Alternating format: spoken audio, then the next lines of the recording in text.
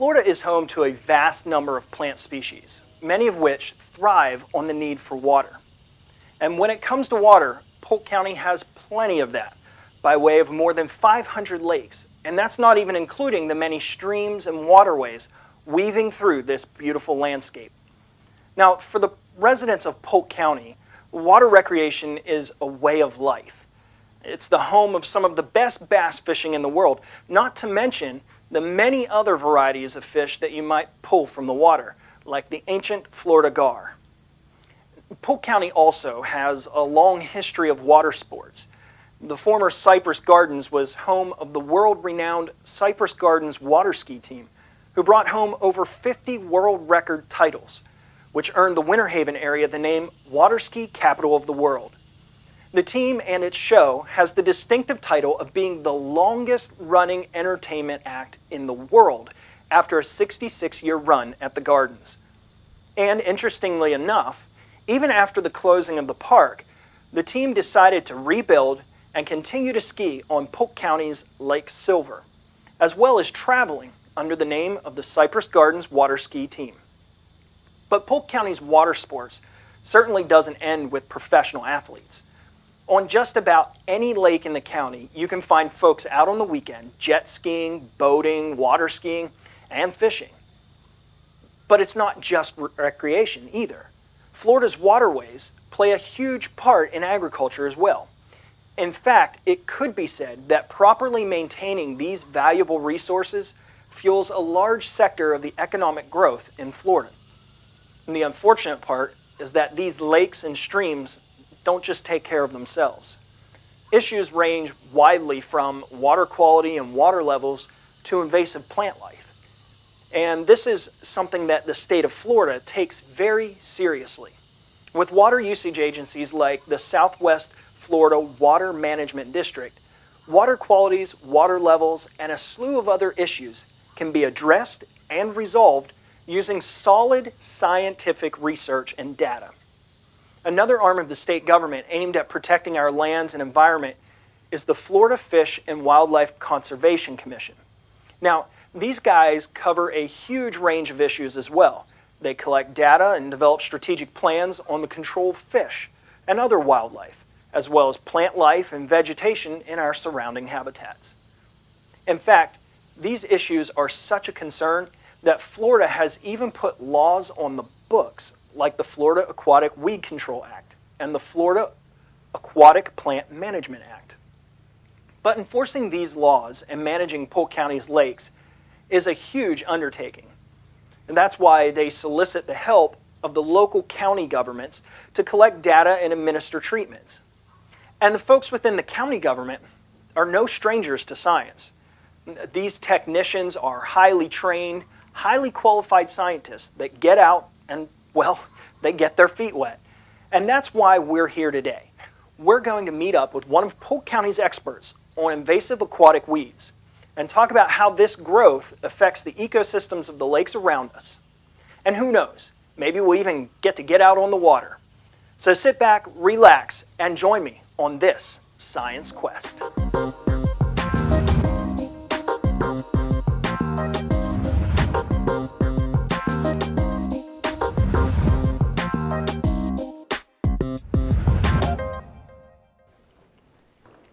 Hi, Bryan. Hi. Nice to see you. How you doing? I'm here with Bryan Finder. He is the lead environmental technician for the Polk County Parks and Natural Resources Division. Now, Bryan, we're here to kind of talk about what you call the invasive aquatic plants, wildlife. What does that actually mean? What does the word invasive pertain to when you're talking about lakes? With aquatic vegetation in lakes, we're talking about plants that are invasive mainly because of their extreme growth patterns. Okay. They have the capability to outcompete most of our native vegetation. The reason being they don't have a lot of natural enemies here. A lot of our native plants have either a weather condition or something, a fungus, something eats them, something to keep them in check. These invasive species don't have that. So they enjoy pretty much a predator-free lifestyle, and they can... And perfect growing weather. Perfect growing weather most of the year. so they can outcompete our natives, smother them out, and outcompete them basically. Now, the native plants, I mean, obviously every ecosystem has its, checks and balances, I guess you could say. Mm-hmm. Why is it important? Like, I mean, what is it about these invasive plants that make, that throw these lake ecosystems off so much? Well, take Hydrilla, for example, which is a submerged that we treat. If you have a lake that's favorable for it to grow across the whole lake, after it smothers out all the native vegetation there, maybe you have eelgrass or something like that around the fringes, it smothers all that out, and it can create issues with oxygen levels in the water. Daytime, when the sun's hitting the vegetation, it's making a lot of oxygen. But with the plants smothering the top of the surface of the water, there's not a lot of mixing. Then you go in nighttime, those same plants are using up oxygen. And if you have 2 or 3 days of cloud cover, or maybe a big storm system coming through, you can get conditions where there's real low oxygen in the water and have higher chances for fish kills. So in the same week, you could have overproduction of oxygen in the water and then underproduction of oxygen because the plants are eating it up. Yep. And under those conditions, if you have to treat a lake for all that vegetation at one time, then you can also lose your water clarity, because all those plants in the water will help to clarify the water as like a filter. Right. And if you have to treat all those at one time, then maybe you can have an algae bloom, or you're releasing a lot of that stuff back in the water. And if those plants have already smothered out your beneficial native vegetation, that makes it that much harder for the native vegetation to get a foothold back coming in. Now, Bryan, obviously, I mean, you can't keep an eye on every lake all the time. How do you guys know which ones are getting out of control with, some of these plants? That's a good question. We have a lot of lakes that we do, and there's only a handful of us. We get out there as much as we can and aggressively survey them. We also encourage people to call us that live on a lake. It's always good to have a heads up, that somebody might be seeing some water hyacinth somewhere, some water lettuce. The key though is being out there a lot, aggressively surveying. When we do management for floating plants, like water hyacinths, water lettuce, there are certain kind of grasses we treat for, stuff that you can see. What we do there is a technician goes out with an airboat, and they simultaneously treat and survey the lake, so to speak. They'll mix up with the herbicide they need and travel the shoreline, and they'll only treat the areas where they see that vegetation. With the Hydrilla, it's a little bit different. We have to go out ahead of time, and we started using some new technologies to help us survey and keep an eye on plants. Because that's the stuff that's under the water. Yep. So people on the shoreline, they're not necessarily going to see. They may not be aware of it growth till there's a problem. Okay. Yep. And when we do our surveys, we throw rakes on the bottom of the lake, and we have vegetation samplers that we can stick down to the bottom and pull up. And we do real detailed surveys, and that's some of the maps I have here, a product of some of those surveys. This is some new technology that we've been using over the last few years, hydroacoustic mapping. And if we get to go out later, hopefully I get to show you how that works in the boat. But we're taking a depth finder, a depth finder that normal, just like a fisherman would have. Fisherman uses. It has to be a certain model, and we go out and drive a grid on the lakes and record the sonar data. Okay. And we can then turn that into a heat map like this that shows us where the submerged vegetation is in the bottom of the lake and the percent. How much of the water column is taken up. So instead of this being heat, it's actually showing depth. It's the vegetation. Okay. Yeah. And you can also, this one here has the depth contours on it too, so you can see what depth contour line certain vegetation follows. And when you get more in detail with these type of surveys, we do what's called a point intercept, and that's where I'll make a GPS grid of this lake, and at each intersection there's a point. Yeah, is that what these little circles are right there? And we sample the vegetation at each one of those points. We identify it and give it a density rating of 1, 2, or 3, 1 being sparse, 3 being thick. And we can create a map for each species of the lake. And that gives us a good idea where our pondweed is, where our eelgrass is, our beneficials, as well as where our hydrilla is. And we can identify key areas that we may need to focus on and manage. It's also, the point intercept's also a good tool for monitoring after a large-scale treatment, such as Lake Buckeye right here. We have before and after maps. These are some of the before maps. Then I have some of the afters, and we can compare. This is one for eelgrass, which is a beneficial native that we like, and we can look, you know, after the treatment and see if we've affected that plant community any. Okay, and, so you're actually not only trying to target the bad stuff, but you're also trying to target the good stuff to leave it behind. You want to know how much you're not affecting. Yes, that's one of the key things that we try to do. There's been a lot of new herbicides made available to us in the aquatics industry over the last few years, and it's very important to us to monitor the natives that are out there so we can better hone our treatments to not affect those native plant communities. And with this hydroacoustic surveying, it also is a good tool to help us catch these lakes before they become problematic. Now that brings about another topic is, you know, the herbicides, the amount, the quantity, the type. I mean, are there different things that you use for different types of plants? Yes, absolutely. If you go onto a lake and there's only a section of it that needs to be treated, maybe a small section, we can use this same technology and go in and draw a treatment area over that and get all the water volumes from in there. We can determine how much herbicide we need, and you would use a contact herbicide for that just has to come into contact with the plant for a short amount of time. A whole lake treatment here like Buckeye was may call for a different type of herbicide, you know, more of a systemic herbicide that needs to stay in the water a little bit longer. It depends on the plant community that's there, the type of species that are there, the size of the treatment. There's a lot of factors that go into it. So it's a lot more than just going out and spraying some Roundup. Yes, sir. Yes. Well, now, if you've got a certain type of herbicide that you're using, you know, and obviously you're targeting certain plants, how does the quantity of herbicide that you use affect the lakes, and how do you control or how do you measure what is left behind after the plants are killed? Well, the contact herbicide, for instance, it is broken down microbially by microbes in the water. It doesn't hang around for long after treatment.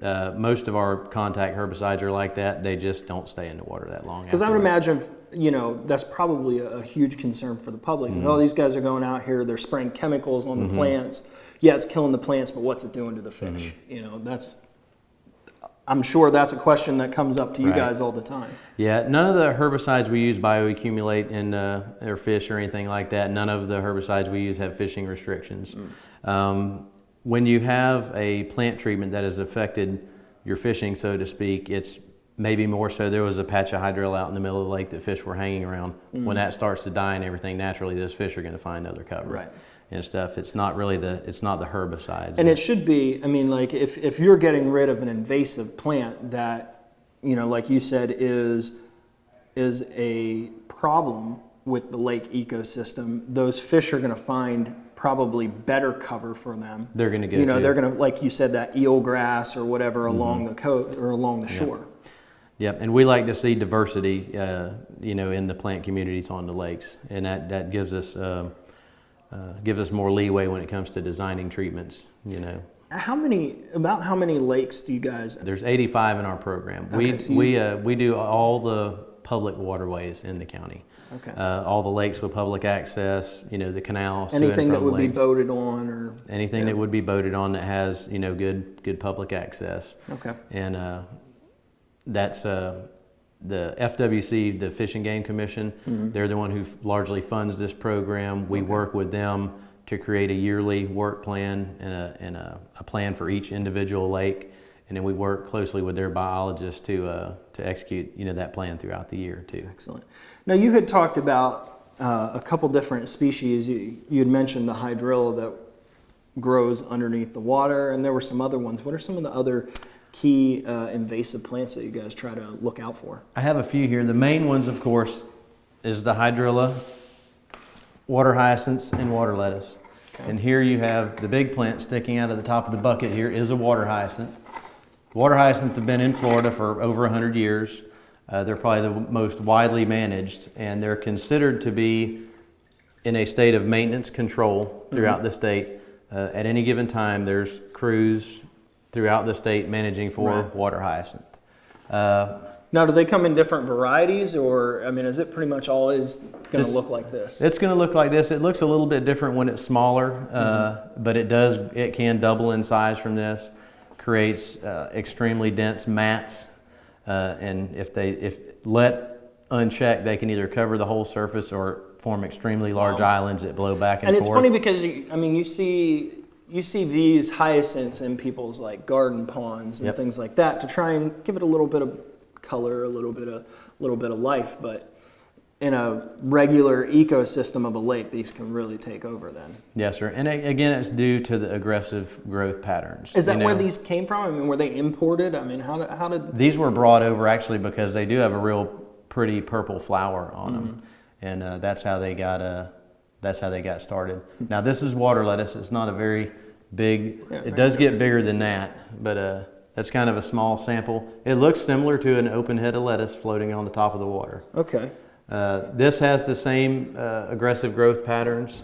It has been in Florida for a long time. Some say it may even could be a native. I know William Bartram, I think in 1785 or whenever it was he came, he drew a picture of it that he saw on maybe Lake George. But it has the same extreme growth patterns as water hyacinth. Now, since I've been doing this 18 years with the county in invasive plant, and when I first started, these were the only species that we pretty much treated for as far as invasive species go. Right. We've had new ones come on over the years. West Indian marsh grass is one. Ludwigia grandiflora. The what? Ludwigia grandiflora. It kind of grows on top of the water in like fingers, and it hits a different stage. It'll get a little bit taller and woody. It's mainly on the Kissimmee chain, St. Johns River. A couple of our lakes down in that region of the county, we're aggressively managing for it because it again, like these other species, it kind of takes over. And on the Kissimmee chain, you have a lot of grass beds. People call them Kissimmee grass, not grass, and that plant has a tendency to smother over those grassy areas. So those are some of the other species that we're managing for. It seems like there's always a new one coming in. Well, Bryan, this is all really interesting, but you did mention possibly going out on the boat, and who wouldn't like to take an airboat ride? So maybe we could go take a look at some of this stuff in the actual habitat. Absolutely. All right, let's go. All right.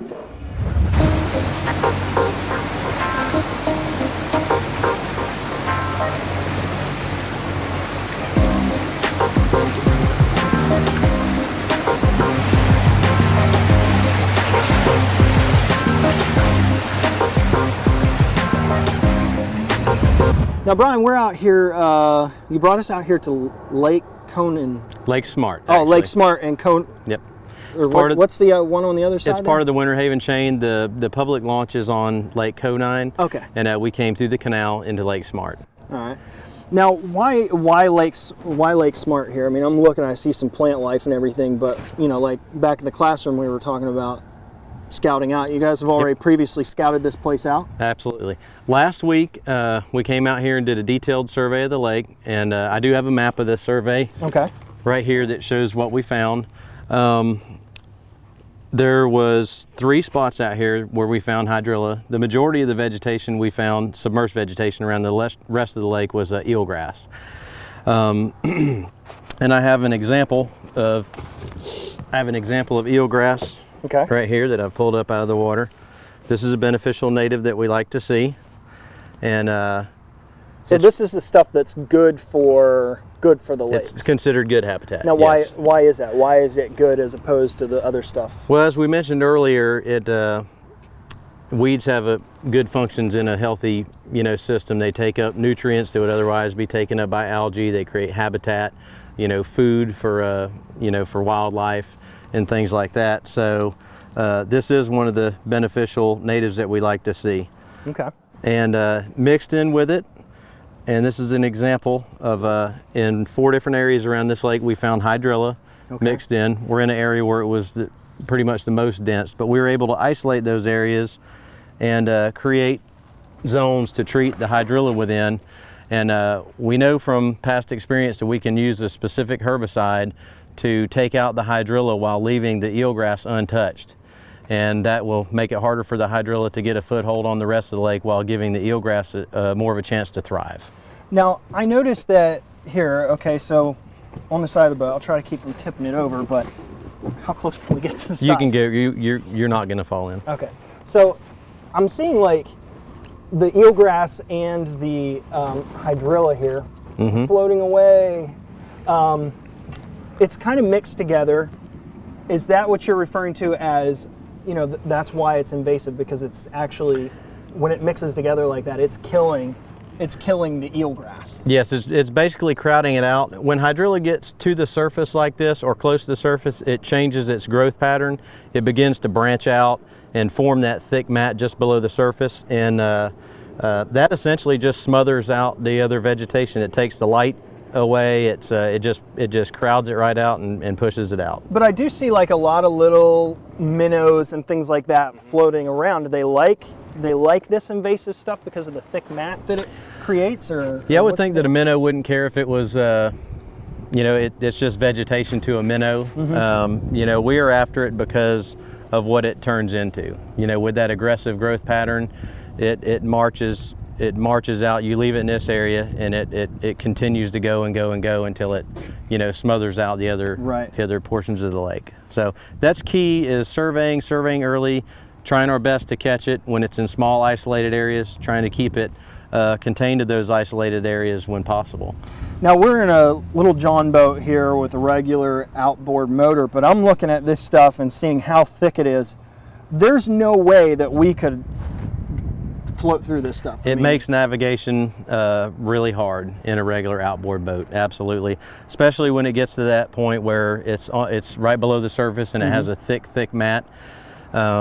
Some of the native vegetation can be problematic going through as well, but the hydrilla, once it reaches the surface and really forms that thick mat, it's and that's very what we're hard looking to at here. navigate This is a through. pretty thick mat. This is where it has reached the surface. It has begun to do more branching out, and it would just continue. If we let it go like this, it would just continue to pile up right below the surface and grow thicker in a short order of time. Yeah, it's not hard looking at this. It's not hard to see how this is a problem. Yes, sir. And we're fixing to take care of this problem. Over here is our airboat, and rigged up with the spray rig to apply the herbicides. And what we've done is where we surveyed this lake and isolated these treatment areas, the airboat's equipped with a GPS unit, and those shapes, those polygons, are in that GPS unit. So he can go in here and precisely apply the herbicide to these areas that we've identified as key treatment areas. And so all of this stuff is pre-planned. This is pre-planned. You don't come out on the lake and just say, oh, let's just spray a little bit here, spray a little bit there. This is pre-planned. We want to only treat where necessary. We want to use the least amount of herbicides necessary to accomplish our goals. We want to take account the type of vegetation there. As I gave the example, this is primarily hydrilla mixed with eelgrass. We know that we can use an endothol product at a specific rate, and we can leave that eelgrass unscathed and take the hydrilla out of it, and that gives the eelgrass time to, you know, reestablish in that area. But yes, it is all pre-planned. On the boat there's a gallon meter, so he can tell exactly how much herbicide he's putting out. By his GPS he can tell the speed that he's traveling, and we can apply these herbicides as evenly as possible. So using the speed and the output, he knows how much. Yes, sir. How much he is spreading. Absolutely. And while we're here on Lake Smart, we have Lee Singleton, which is one of our technicians. He's going to be actually applying this herbicide. He's got his equipment set up. He's got everything in place, and he can go ahead and demonstrate for us how he injects this herbicide into the lake. I'd love to see how it's done. Yes, sir. Take it away, Lee.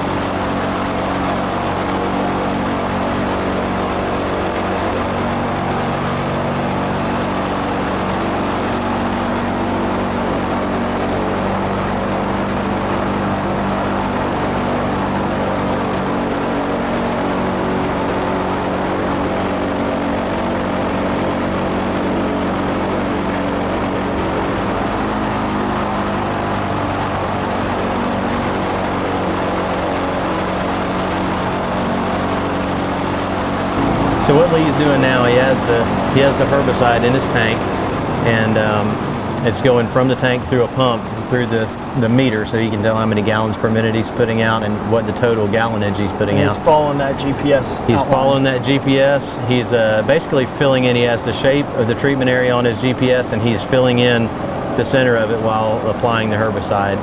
And now, where is the herbicide coming out of? There's a small green hose you can see going over the bow of the boat, and that's where the herbicide's getting injected into the water, and we utilize the turbulence underneath the bottom of the boat to help mix, evenly mix the herbicide in the water.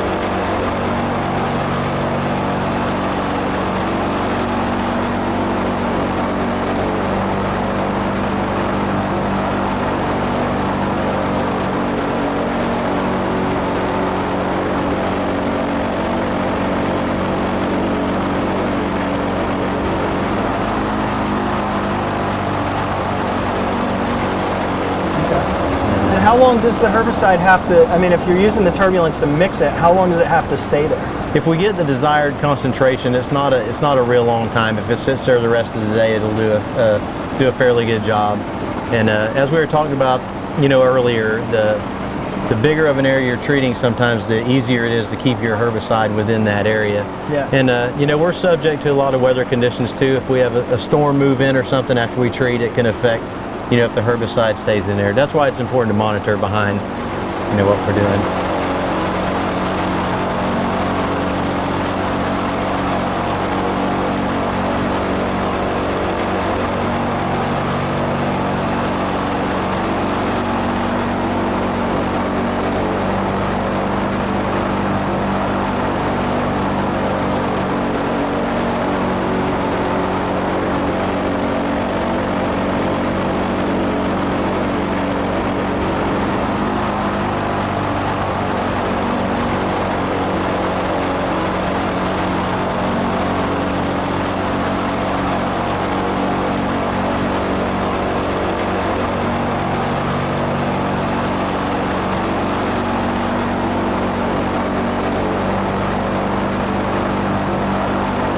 So if you've got a really active lake where you've got a lot of boats, you want to try to avoid, I would imagine you want to try to avoid spraying on the day, like on a weekend when you're going to have a lot of boats out on a lake. Yeah, especially like on the Winter Haven chain. If you're trying to do something in a canal situation on the Winter Haven chain on a Saturday, your water's pretty much going to get washed out of there, because there's just a lot of traffic out here, a lot of boats during the winter, during the weekend times. Very good. Well, Bryan, thanks so much for taking us out here today, showing us everything that you guys do. Over 550 lakes here in Polk County.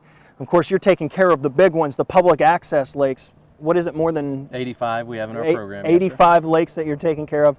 To make this place a great place to live and to play and to fish and all that stuff. Yes, sir. Thanks, Bryan. Thank you. That's about all the time that we've got for today. But join us next time as we seek out yet another science quest.